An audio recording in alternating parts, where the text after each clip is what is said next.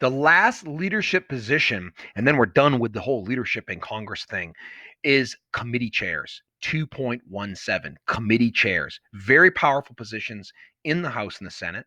2.17 committee chairs. All right, flip over. Let's rock and roll. All right, first off, they are majority party leaders. You only can be a committee chair if your party is the majority party in the House or the Senate. Okay, so you can only do that if you are a you typically long-standing, meaning you've been in the Congress a long time, and your party is the majority party. They are what we call gatekeeper power. They have what's called gatekeeper power, and that means that gatekeeper power means that they can kill a bill in committee, like they can just like they can make a ruling and kill it.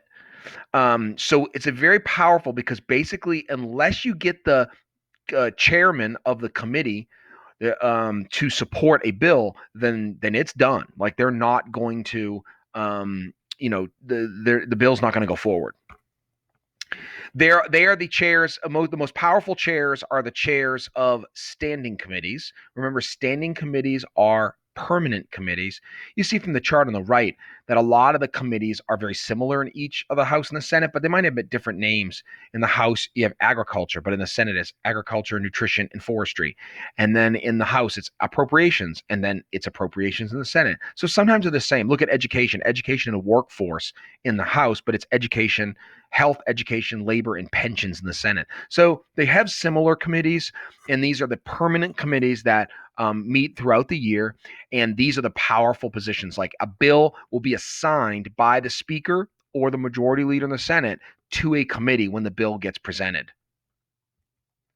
There are about 20 or so permanent committees in both the House and the Senate. So you might want to make a little arrow from standing down to the 20, just so you remember, like, oh yeah, there's 20 permanent committees. So these are the where the chairs are the head of. And I'm going to give you here the most powerful committees. So like, just these are terms that you might not have heard of, but like you should be familiar with them as you study American government. So the most powerful committees in Congress include number one, appropriations.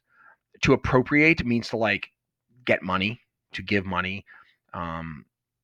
So spending. Okay, so anything in government, what's the number one thing government does? It's spend money.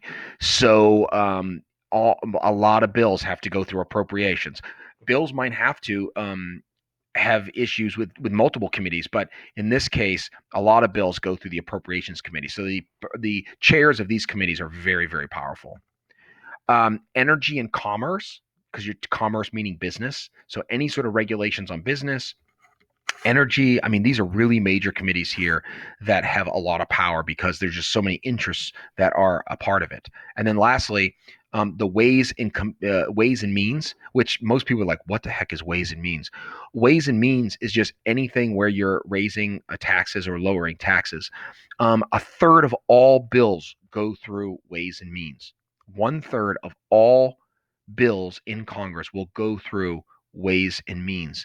So these are the three big powerful committees, and to be chair of them, you probably have been in Congress a very, very, very long time, and therefore you have all kinds of connections, and that means you have lots of influence. All right, so that's our last leadership position in Congress.